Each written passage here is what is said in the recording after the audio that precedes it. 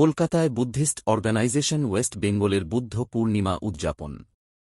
তরুণ বিশ্বাস, কলকাতা। ১ মে শুক্রবার ২০২৬ বিশ্ব শ্রম দিবস পালিত হচ্ছে। সারা বিশ্বজুড়ে তারই মাঝে ২৫৭০তম বুদ্ধ পূর্ণিমা উৎসব উদযাপন করল কলকাতার ধর্মতলায় রানী রাসমণি রোডে ইউনাইটেড বুদ্ধিস্ট ওয়েলফেয়ার অর্গানাইজেশন এবং Buddhist Organisation Bengal West Bengal উদ্যোগে। রাজপুত্র সিদ্ধার্থ রাজবাড়িতে জন্মগ্রহণ না করে ভাবী বুদ্ধরূপে জন্ম গাছতলায় বুদ্ধত্ব লাভ ও গাছতলায় মহাপরিনির্বাণ লাভ করেন। গাছতলায় ত্রিস্মৃতি বিজড়িত পণ্য তিথি বৈশাখী পূর্ণিমা হেতু বিশ্ব বৌদ্ধগণ বুদ্ধ পূর্ণিমা নামে আজকের দিনটাকে শ্রদ্ধা ও ভক্তি সহকারে পালন করে আসছে। ইউনাইটেড বুদ্ধিস্ট অর্গানাইজেশন বুদ্ধ জয়ন্তী মহোৎসবের আয়োজন করেন। আজকের এই রানী রাসমণি রোডে উপস্থিত ছিলেন ভদন্ত রতনজ্যোতি মহাস্থবির, সভাপতি শ্যামলেন্দু বড়ুয়া, সাধারণ সম্পাদক ইন্দ্রনীল বড়ুয়া, যুগ্ম সম্পাদক প্রসেনজিৎ চৌধুরী ও গৌতম বড়ুয়া, এছাড়া আরও অনেক বিশেষ অতিথি। এইভাবেই বিভিন্ন সামাজিক অনুষ্ঠান দেখার জন্য YouTube channel news Purbatara TV subscribe, comment, like, share দিয়ে পাশে থাকবেন। কিছু মেসেজ, কিছু বার্তা রয়েছে আপনাদের উদ্দেশ্যে। এই বইটি পড়বেন, আমরা পরবর্তীতে সবাইকে দেব। এখন এটা উদ্বোধন হচ্ছে। শ্যামলেন্দু বড়ুয়া মহোদয়কে একটি সামনে আসতে করা হচ্ছে। আজকের এই স্মরণিকা, এটা নাম দেওয়া আছে ওকাশা। আমাদের প্রত্যেক বছর এটা করা হয়। এটার নাম দেওয়া হয়েছে ওকাশা। আমরা আপনাদের সবাইকে দেব, অনুষ্ঠানের মিডিলে দেব। একটুখানি আপনার অনুরোধ করছি।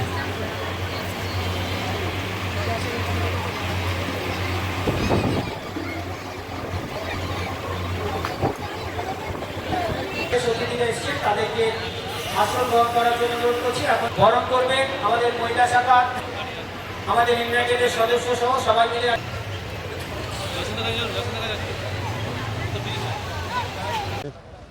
নমোদয়, আজকে আমরা অর্গানাইজেশনের পক্ষ থেকে আজকে বুদ্ধ পূর্ণিমা উদযাপন করছি 2570তম। আমি সংগঠনের যুগ্ম সম্পাদক।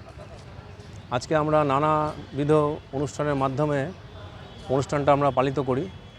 আর আজকে গোটা পশ্চিমবঙ্গের বৌদ্ধ সমাজ আমাদের এখানে উপস্থিত হয়। বর্তমান পরিস্থিতিতে আজকে যে যুদ্ধের পরিস্থিতি চলছে, বুদ্ধের যে বাণী, শান্তির বার্তা আমরা আজ এখান থেকে প্রচার করতে চাই। এই বলে আমি আমার বক্তব্য সম্পন্ন।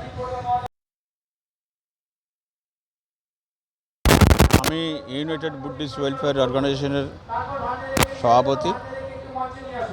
আমাদের এই বুদ্ধ পূর্ণিমা উৎসব আমরা শুরু করেছি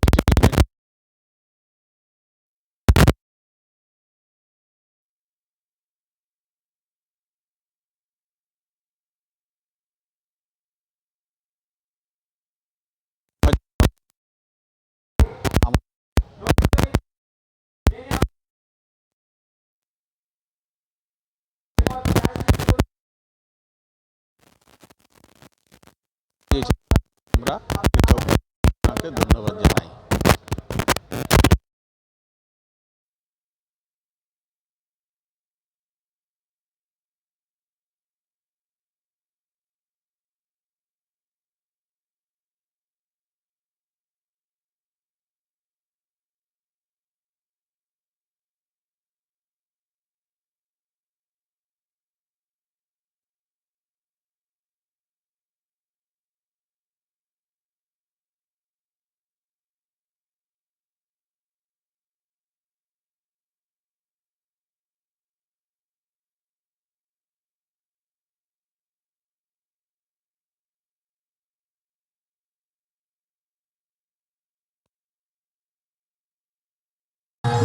general secretary, United Buddhist Welfare organisation.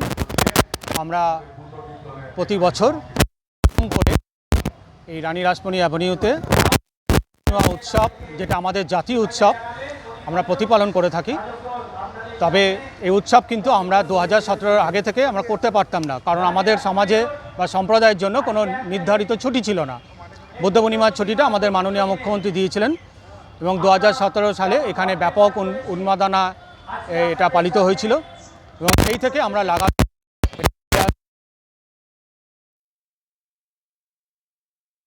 রানী রাসমণি অ্যাভিনিউতে রাখছি এবং আমাদের সহযোগিতায় আছেন সকল বৌদ্ধ সংগঠন পশ্চিমবঙ্গে।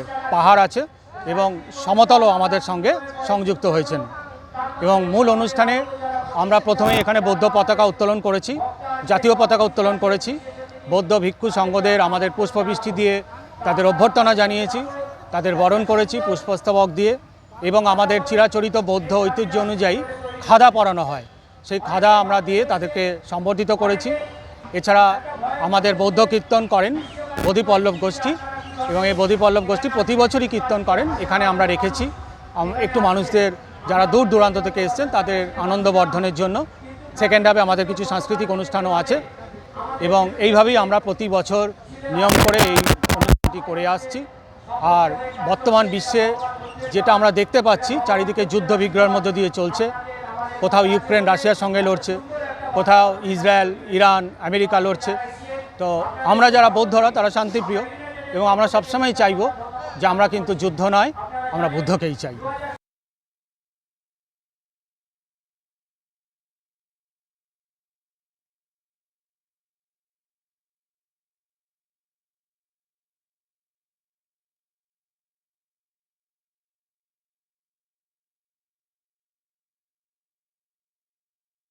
পশ্চিমবঙ্গ মনুষ্য জন্ম অতীব দুর্লভ।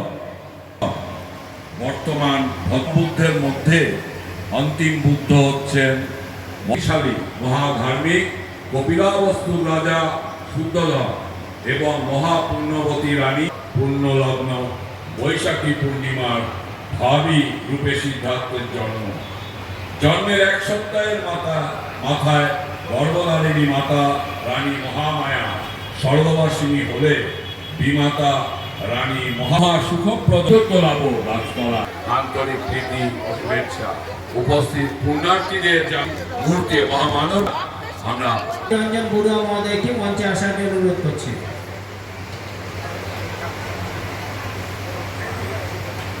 সবাই একটু হোল্ড করবেন। আমাদের বিশিষ্ট প্রবীণ, ওনার উঠতে একটু অসুবিধা হতে পারে, একটু 1 মিনিট আমাদের বুদ্ধিস্ট ওয়েলফেয়ার অর্গানাইজেশনে বিশিষ্ট প্রবীণ আমাদের অনাদি রঞ্জন বড়ুয়া মহোদয়কে আমি মঞ্চে আসার জন্য।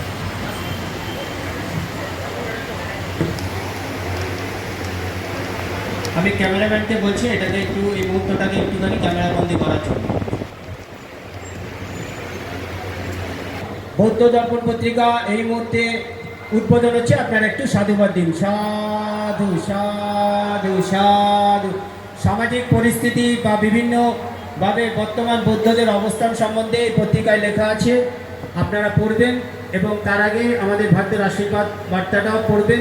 এই যা দিচ্ছে আপনারা সকলে আপনাদের হেল্পের জন্য করা হয়েছে, আপনারা এটা পড়ে